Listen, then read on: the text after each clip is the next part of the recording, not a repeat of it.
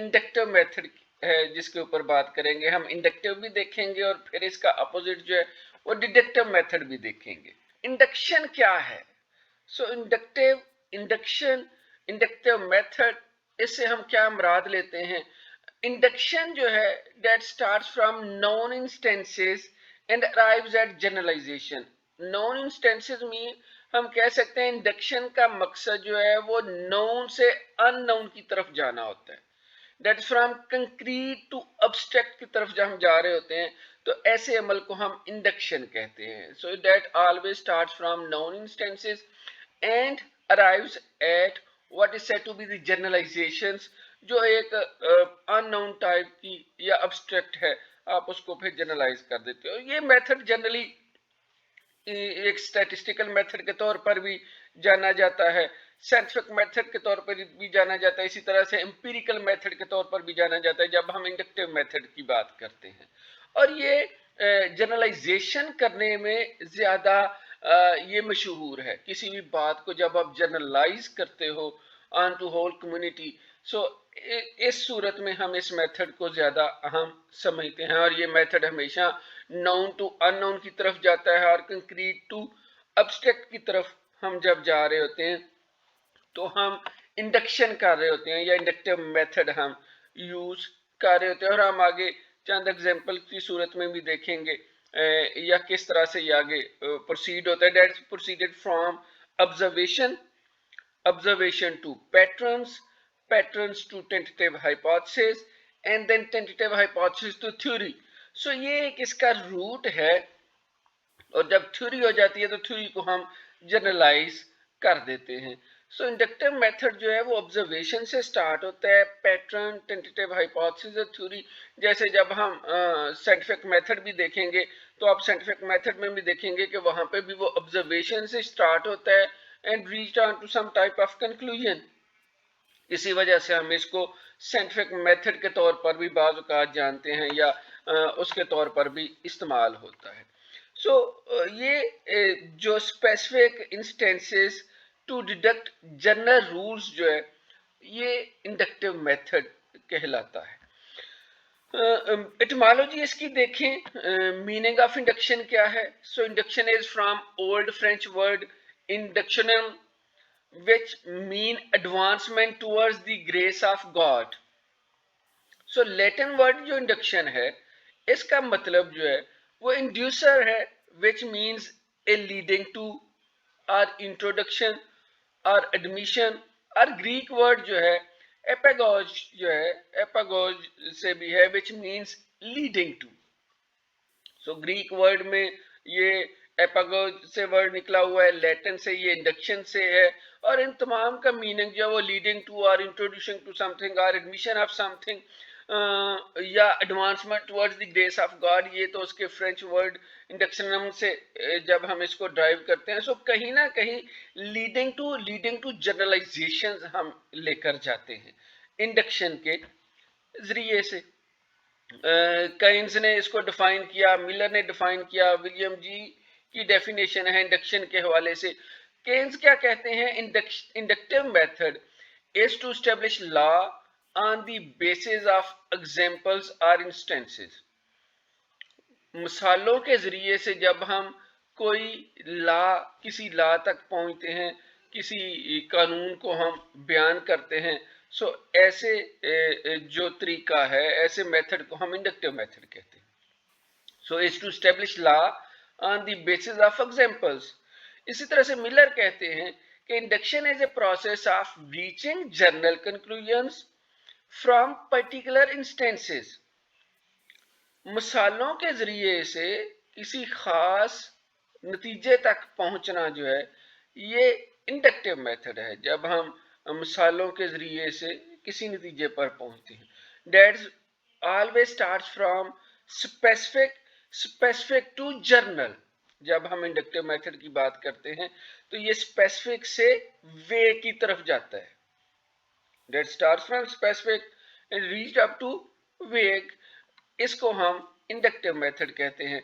सो general specific से ये general की तरफ और reaching general conclusion from particular instances. William जी क्या कहते हैं?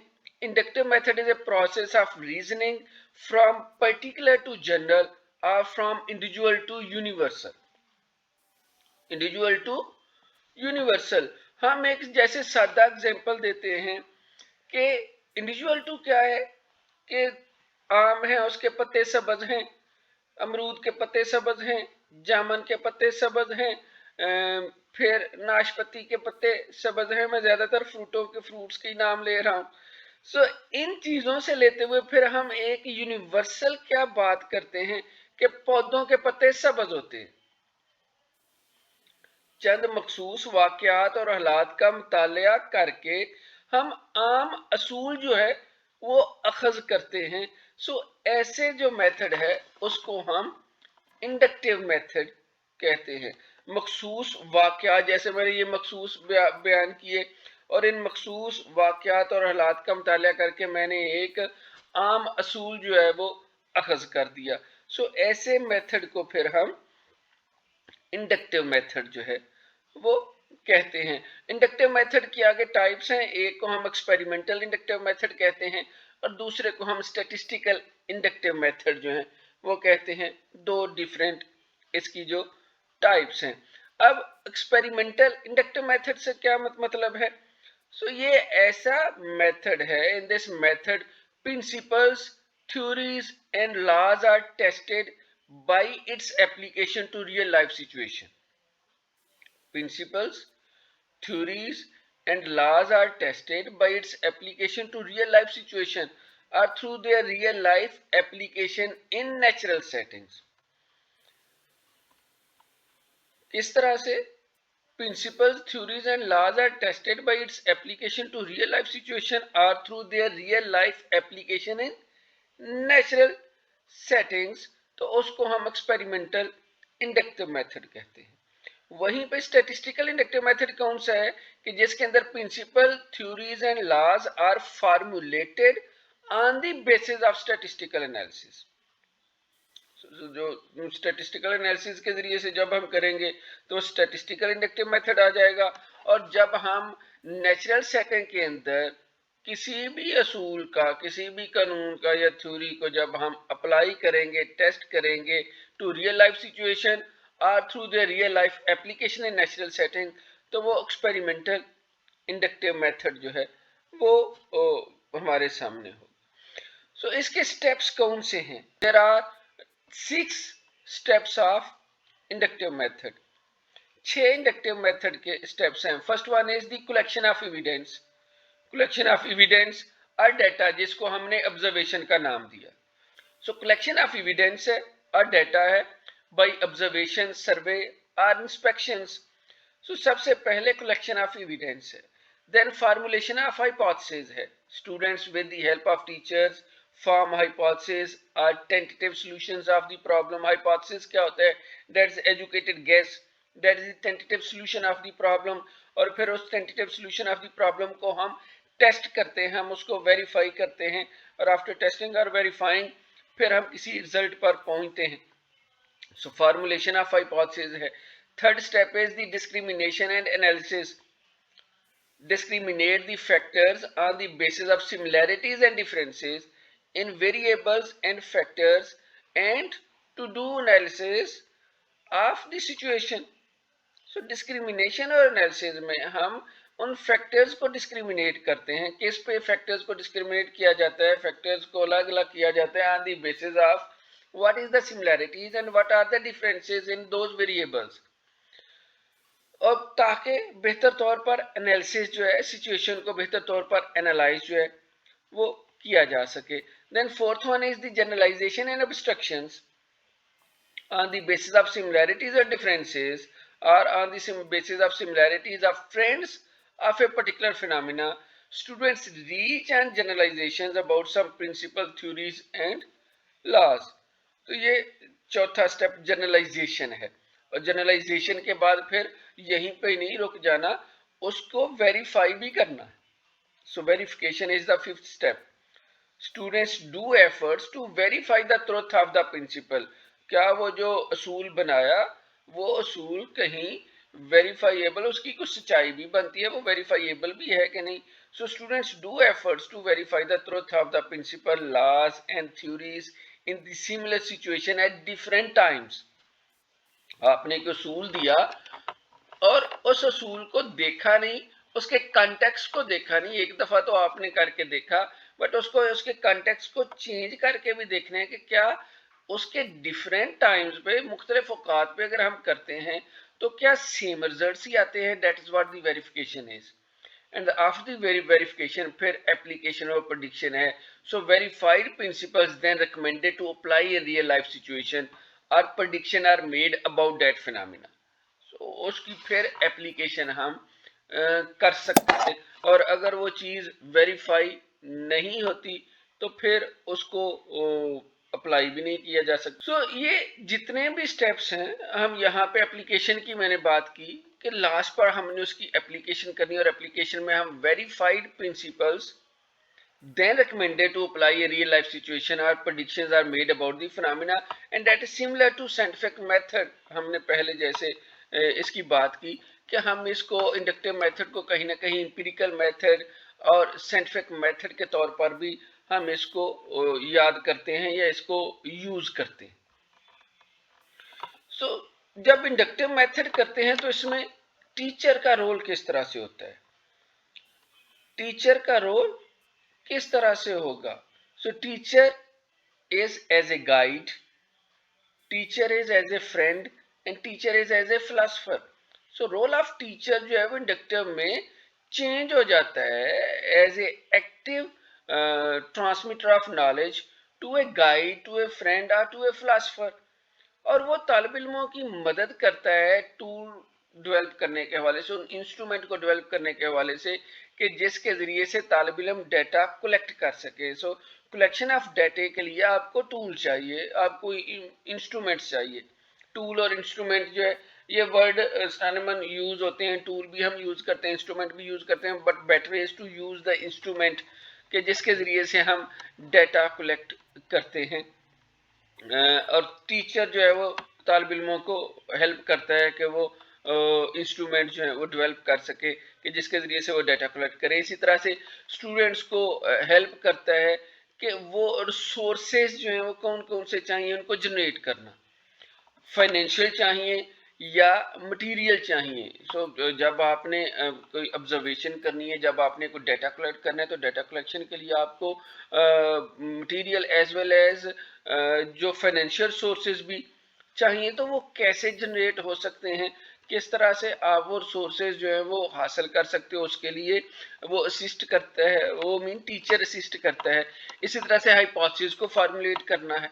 सो टीचर हर स्टेप पर साथ रहेगा. फार्मुलेशन ऑफ हाइपोथेसिस है कि स्टूडेंट्स जो हैं उनको असिस्ट करता है कि वो हाइपोथेसिस फार्मुलेट करें जो कि फिजिबल हूं और वायबल हूं. ऐसे ऐसे रिसोर्स, ऐसे हाइपोथेसिस कि जो फिजिबल भी हूं और जो वायबल भी हूं as per the sources and time limitation. ऐसे हाइपोथेसिस ना बना लें कि जो टेस्ट ही ना हो सके. इसी तरह से डाटा को ऑर्गेनाइज करना during the execution of the project. Teacher should help the students to organise raw data in a meaningful way. Data तो कलेक्ट हो जाता है बट डाटा को एक मीनिंगफुल अंदाज में उसको ऑर्गेनाइज भी करना है. फिर एलोकेट दी ड्यूटीज. टीचर जो है वो तमाम तलबा की ड्यूटीज को एलोकेट करता है. इसी तरह से पूरे प्रोजेक्ट वर्क के अंदर जो पूरे काम को, तलबा की पूरी प्रोग्रेस को सुपरवाइज जो है वो टीचर ने करना होता है. और साथ साथ हर स्टेप पर तलबा की इनकरेजमेंट भी करनी है, तलबा को मोटिवेट भी करना है, उनको इनकरेज भी करना है कि वो कलेक्टिवली और कोऑपरेटिवली अपने काम को आगे लेकर चले, क्योंकि टीम वर्क होती है ये.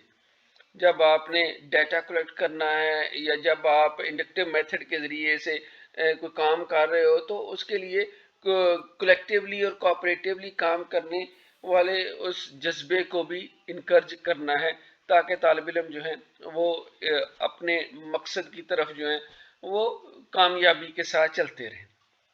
इसी तरह से स्टूडेंट्स की हेल्प करनी है कि वो मिस्टेक्स, जो गलतियां उनसे होती हैं, उनको ठीक करें, इवन गलतियों से बचे रहे, और अगर गलती हो जाती है तो उनको ठीक भी करें.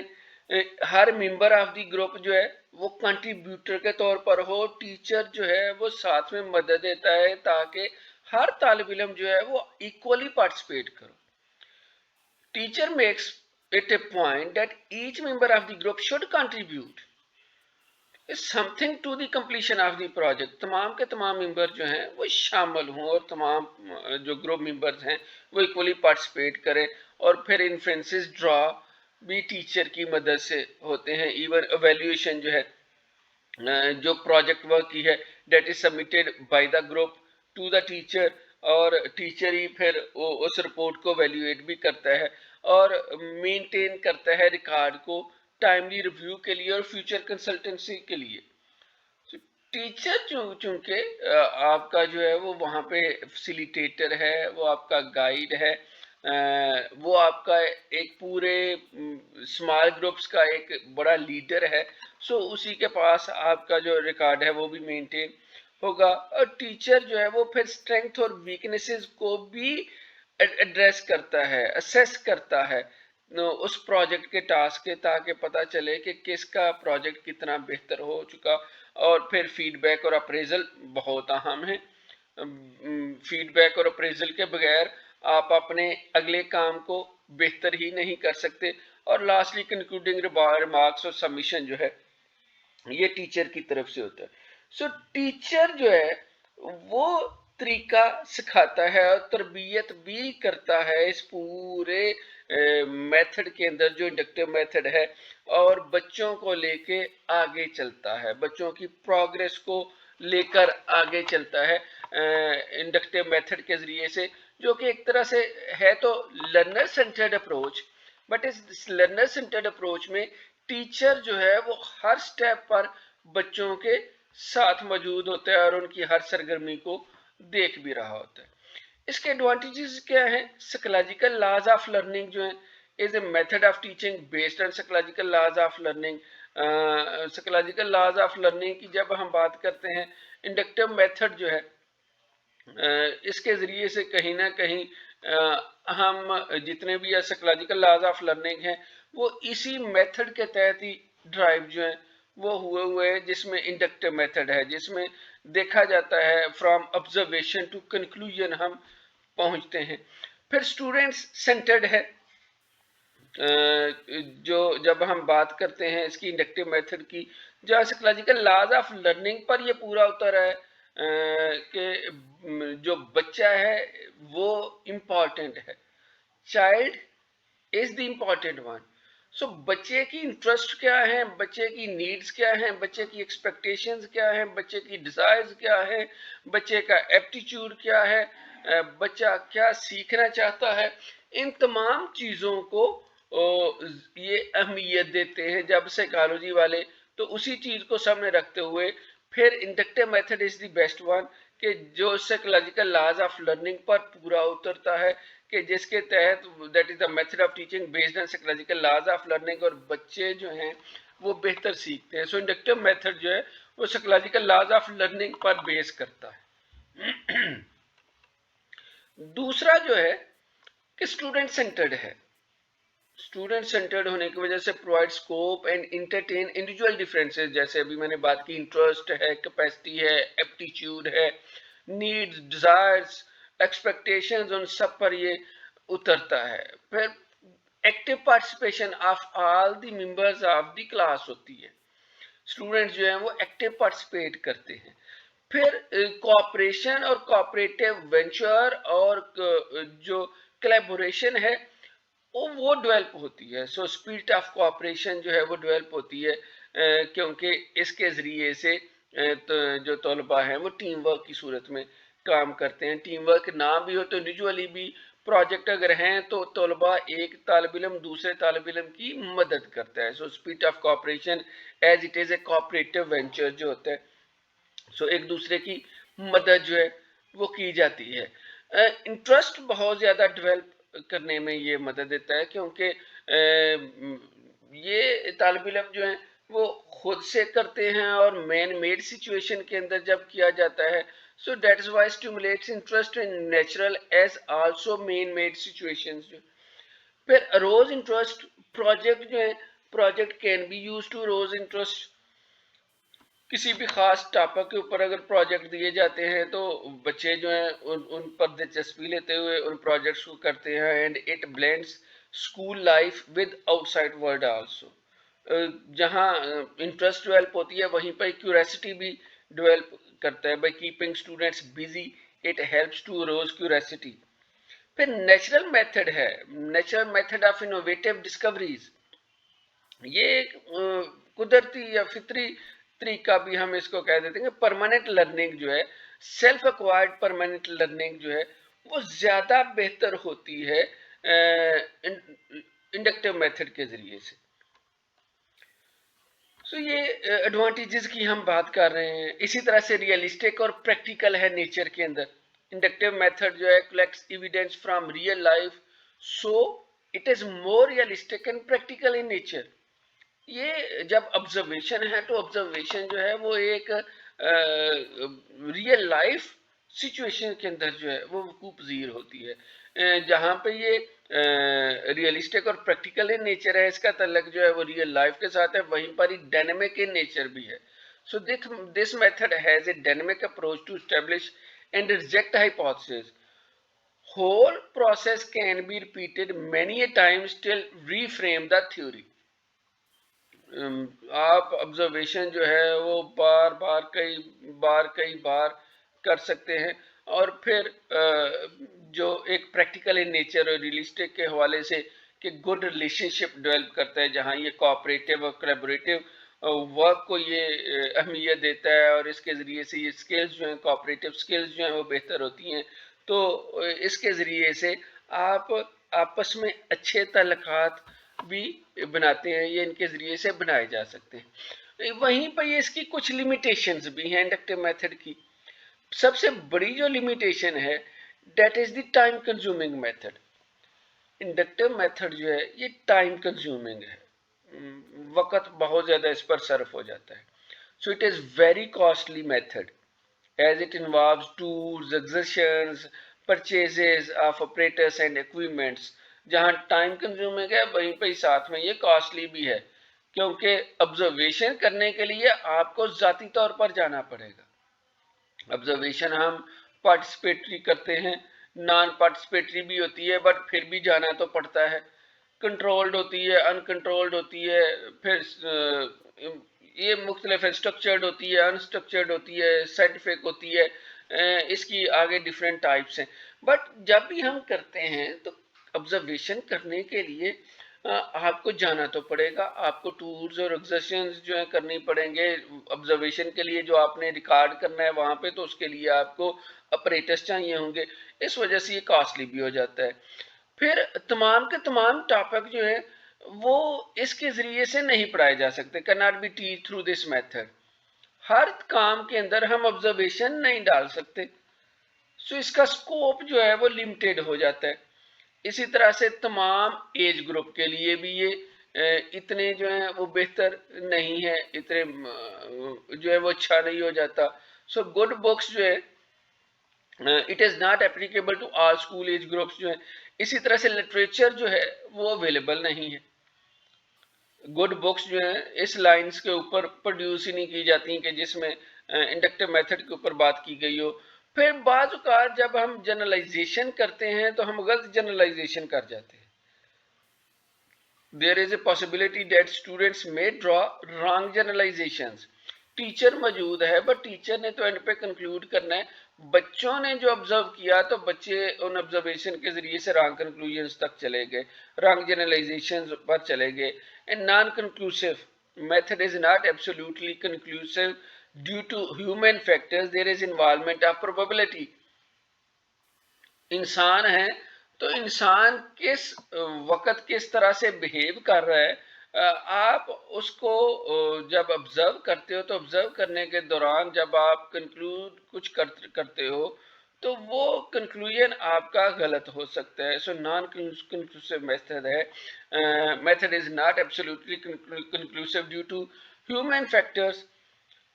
اس وجہ سے پروبیبلٹی کا چانس جو ہے وہ زیادہ ہو جاتا ہے. بٹ ان تمام لمیٹیشنز کے ہوتے ہوئے بھی ہم یہ نہیں کہہ سکتے کہ انڈکٹیو میتھڈ کی اہمیت نہیں ہے، پھر بھی inductive method is the best method کہ جس کے ذریعے سے ہم طلباء کو جنرل پرنسپلز، رولز اور چیزوں کے بارے میں بتا سکتے ہیں، سمجھا سکتے ہیں، اور پھر ان کو وہ جنرلائز کر سکتے ہیں فرام اسپیسیفک ایگزامپلس کو لیتے ہوئے کسی خاص نتیجے پر پہنچ کے اس کو بیان کرنے کے حوالے سے.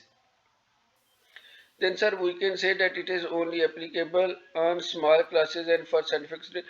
ہاں زیادہ تر یہ سائنٹیفک اسٹڈیز کے لیے استعمال ہوتا ہے جہاں پہ آپ کی آبزرویشن بہت زیادہ انوالو ہوتی ہے، اور ٹیچر جو ہے اس کو اپنے طور پر زیادہ استعمال کرتا ہے کہ ٹیچر اسی انڈکٹیو کے ذریعے سے اپنی کنکلوژن تک پہنچتے ہوئے کلاس روم کے مسائل کو حل کرتا ہے. بٹ بچوں کو جب ہم کریں کہ بچے اس کے ذریعے سے کریں تو یہ تھوڑا سا یہ ٹائم کنزیومنگ بھی ہو جاتا ہے، کاسٹلی بھی ہو جاتا ہے، اور بچے جو ہے وہ بعض اوقات جو ہے وہ اس میتھڈ کے ذریعے سے رانگ کنکلوژن اور رانگ جنرلائزیشن کی طرف چلے جاتے ہیں، اور تمام عمر والوں کے لیے جیسے میں نے کہا کہ یہ سوٹیبل نہیں ہے. سو یہ چھوٹے بچوں کو یا کسی چیز کے بارے میں اورینٹیشن دینے کے حوالے سے یہ اہم ہے کہ جہاں پر آپ ایگزامپلس کے ذریعے سے، اسپیسیفک ایگزامپلس کے ذریعے سے جنرل رولز کی طرف جاتے ہو تو ایسی چیز بچوں کو سمجھانا جو ہے وہ ٹیچر کے لیے آسان ہو جاتا ہے کہ انڈکٹیو کے ذریعے سے وہ بچوں کے سامنے اس کانسیپٹس کو کلیئر کر لے. ٹھیک ہے، آپ کے ذہن میں کوئی ایسی ایگزامپل آ رہی ہو، کیا کوئی آپ میں سے ایگزامپل بیان کرے گا؟ ایک بڑی سادہ سی ایگزامپل میں اگر انڈکٹیو میتھڈ کی آپ کے سامنے بیان کروں، ہم کلاس روم میں سٹارٹ پر برین سٹارمنگ کرتے ہیں، برین سٹارمنگ، ہم بس سیشنز کرتے ہیں، ہم کویشچن آنسرز کرتے ہیں. یہ جو بس سیشنز ہیں، جو کویشچن آنسرز ہیں، یہ جو کلاس کے سٹارٹ پر ہم جتنے بھی یہ برین سٹارمنگ کرتے ہیں، جتنی بھی ٹیکنیکس استعمال کرتے ہیں، that is one of the method of inductive teaching. ہم بچوں سے پوچھتے ہیں اور بچے جو ہیں وہ چند مثالیں بیان کرتے ہیں، اور ان مثالوں کو لے کر ہم اپنے سبق کا، اپنے لیسن کا، اپنے اس خاص ٹاپک کا آغاز کرتے ہیں. سو یہ جو کلاس روم کے اندر ٹیچنگ ہو رہی ہوتی ہے، اور کلاس روم کی ٹیچنگ کے اندر جو ٹیچر سٹارٹ پر چند یہ brain storming, inductive brain storming کے ذریعے سے یا بس سیشنز کے ذریعے سے یا کویشچن آنسرنگ کے ذریعے سے یا ایکسپیریمنٹس سٹارٹ پہ کو کر کے بتا رہا ہوتا ہے. سو یہ تمام کی تمام ایگزامپل جو ہیں یہ انڈکٹیو میتھڈ کی ہیں. ایک اور ہم انڈکٹیو میتھڈ کے حوالے سے ایگزامپل بیان کرتے ہیں. سردیوں میں مری میں برف باری ہوتی ہے، سردیوں میں مری میں برف باری ہوتی ہے، اور چونکہ یہ دسمبر کا مہینہ ہے اس لیے برف باری ہوگی. سو یہ ہم اس طرح سے ایگزامپلز بیان کر کے ہم انڈکٹیو میتھڈ کے ذریعے سے کسی چیز کو بیان کر سکتے ہیں. کلاس روم کے اندر جیسے کلاس روم برین سٹارمنگ ہے، یا کلاس روم کے اندر بز سیشنز ہیں، یا کلاس روم کے اندر آپ ایکسپیریمنٹس کوئی دکھاتے ہو اور ان ایکسپیریمنٹس کو لے کے جب آپ آگے چلتے ہو اور اس ایکسپیریمنٹ سے آپ کوئی جنرلائزیشن کی طرف جاتے ہو. سو ایسا جو میتھڈ ہم اختیار کرتے ہیں وہ انڈکٹیو میتھڈ جو ہے وہ کہلاتا ہے. ہوپ دیٹ کہ آپ کو یہ سمجھ آئی ہوگی.